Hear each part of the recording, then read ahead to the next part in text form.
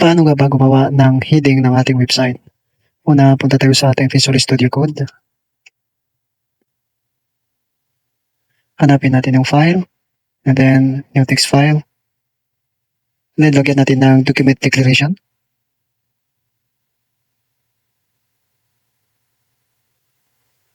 And then, lagyan natin ng HTML tag.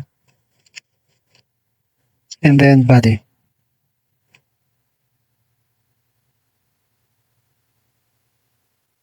Body, dito natin nilalagay yung ating heading sa loob ng body tag.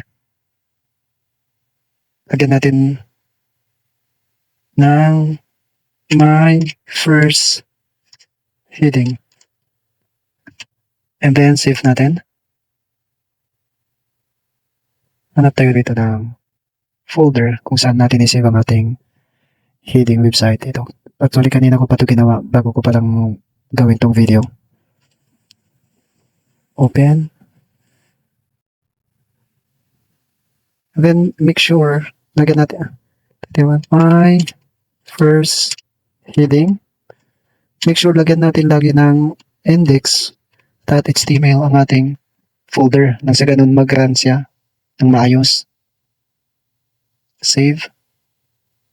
I-double check daw natin kung nagana ang ating website. I-open natin siya sa Google Chrome. Ayun, nagana na. Tignan natin ang ating code. Ito siya. Palitan na natin. Check natin. Lagyan natin ng my heading. Paris natin yung first. Save natin. Ayan, my heading. Nagana. Balik natin. And then, ayan.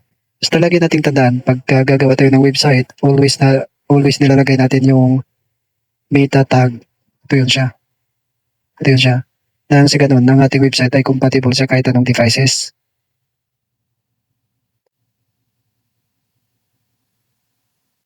Save natin.